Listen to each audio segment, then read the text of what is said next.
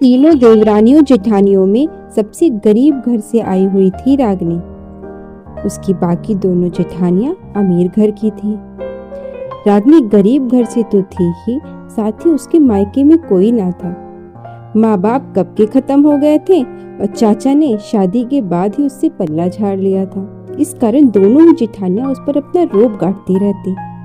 आज भी कुछ ऐसा ही हुआ। अभी तक मैं बर्तन ही धो पाई हूँ। अभी तो पूरा का पूरा खाना बनाना पड़ा हुआ है। अभी दीदी देखेंगी तो मुझ पर गुस्सा करूंगी। जल्दी जल्दी हाथ चलाती हूँ। रागिनी ये सोच ही रही होती है और जल्दी जल्दी बर्तन धो रही होती है कि तभी उसकी बड़ी जेठानी साधना आती है और कहती है, चोरी कब का तुझे खाना बनाने का कहकर गई थी, अभी तक तो ये काम चोरी ही कर रही है। वो दीदी, मैं झाड़ू लगाकर बर्तन धोने बैठ गई थी। बर्तन धोने में ही देर लग गई। बर्तन कुछ ज्यादा ही थे। बस अभी यहाँ से निपट कर खाना बना लेती हूँ। अच्छा अच्छा, कहना क्या चाहती है? सारा काम तू ही करती है, हम सब कुछ नहीं करते। बड़ी आई है, खाना बना देंगी, वो तो तुझे बनाना ही है। अरे नहीं नहीं दीदी, मेरा वो मतलब नहीं था। बस बर्तन मतलब न समझा हमें सब पता है। चल उठ, भाग यहाँ से। आखिरकार अपनी जेठानी साधना के तानों से तंग आकर रागिनी रोने लगती है और रोते हुए ही वहां से चली जाती है। उसके जाने तक दोनों जेठानियां उसे घूर घूर कर देखती रहती हैं और जाते ही पहले की तरह चुगलियों में लग जाती हैं।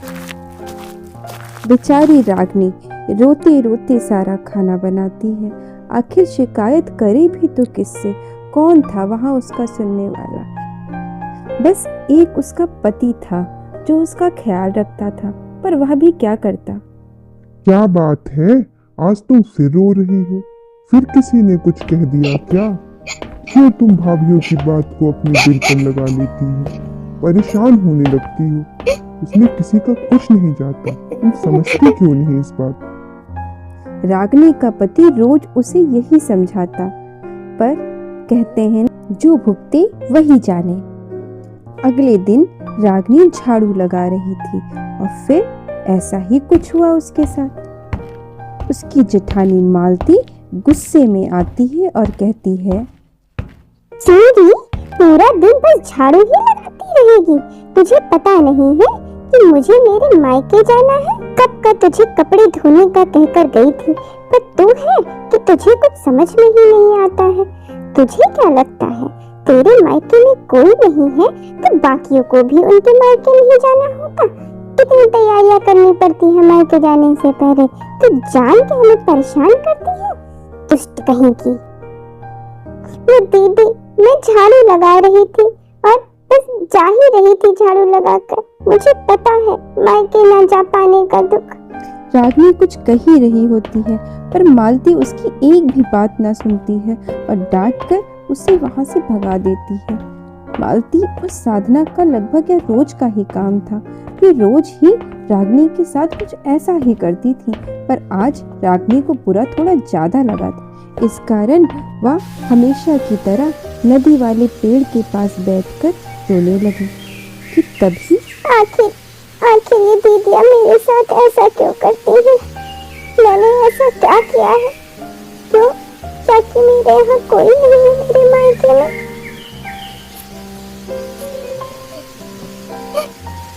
ऐसा क्यों कहती हो बहन? मैं हूँ तुम्हारे पास, रोना बंद करो। डरो मत बहन, डरो मत। तुम मुझे नहीं जानती, पर मैं तुम्हें अच्छे से जानता हूँ। डरो मत मुझसे। पर आप कौन हैं? मैं तो नहीं जानती आपको। आप कैसे जानते हैं मुझे? और आप मुझे बहन क्यों कह रहे हैं? मैं तुम्हारा नाथ भाई हूँ, जिससे तो अपनी सारी परेशानियाँ कहती थी। जब तुम इस पेड़ के नीचे आकर अपनी परेशानियाँ बोलती थी, तब मैं दिल में तुम्हारी सारी परेशानियाँ सुनता था। लेकिन मैं मानव रूप पाने के लिए एक तपस्या कर रहा था, इसलिए आज तक तुम्हारे सामने ना आ सका। आज मेरी तपस्या पूरी हुई, इस कारण मैं तुम्हारे सामने हूँ। अब मैं तुम्हारी सारी समस्याओं को दूर करूंगा बहन। इस तरह से रागिनी अपने नाग भाई को अपनी सारी समस्याएं बताती है। वो बताती है कि कैसे उसकी जेठानियाँ उसके मायके में किसी के ना होने पर उसे परेशान करती हैं, उसे बातें सुनाती हैं, कैसे उसके सारा काम करने पर भी उसे प्रताड़ित करती हैं। ये सारी बात सुनकर नाग भाई उससे वादा करते हैं। बस बहन बस, तुम्हारी बातें सुनकर मेरा सीना छलनी हुआ जाता है।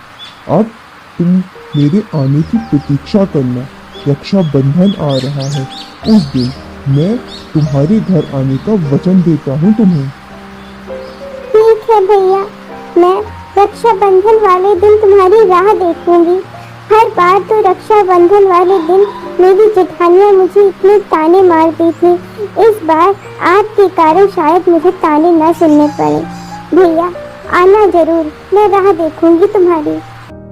आखिरकार रक्षाबंधन का दिन आ ही जाता है और रागिनी अपने भाई का इंतजार करती। अरे दीदी, ये भला किसकी राह देख रही है? क्या जाने किसके इंतजार में खड़ी हुई है। खड़ी रहने दीजिए इसको। चलिए हम लोग तो अपने मायके चलने की तैयारी करते हैं। वे दोनों ऐसी बातें कर ही रही होती हैं कि तभी रागिनी के नाग भाई आते हैं। वे अपने साथ ढेरों तोहफे लेके आते हैं, फल, मिठाइयाँ और न जाने क्या क्या। ये सारी तोहफे देखकर रागिनी की दोनों जेठानियों की आंखें फटी की फटी रह जाती हैं। वे समझ ही नहीं पाती कि ये सब क्या हो रहा होता है। भैया मैं कब से तुम्हारे आने की राह देख रही थी, बड़ी देर कर दी आने में, और ये सब तोहफे लाने की क्या जरूरत थी? मेरी प्यारी बहना, एक तो मैं पहली बार तुम्हारे घर आया था। बहन के घर क्या कोई खाली हाथ आता है?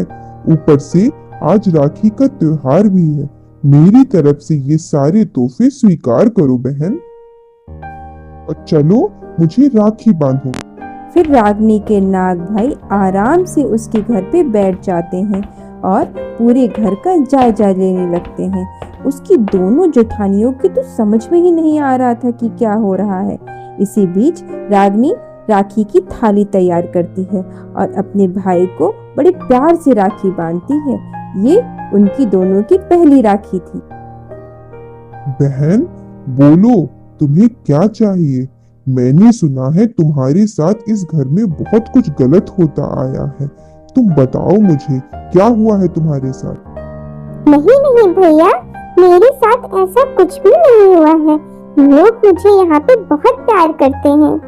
रागिनी के भाई का यह रूप देख उसकी दोनों जेठानियां भी रागिनी से माफी मांग लेती हैं और इस प्रकार से रागिनी के नाग भाई के कारण उसका जीवन अधिक सुखमय हो जाता है।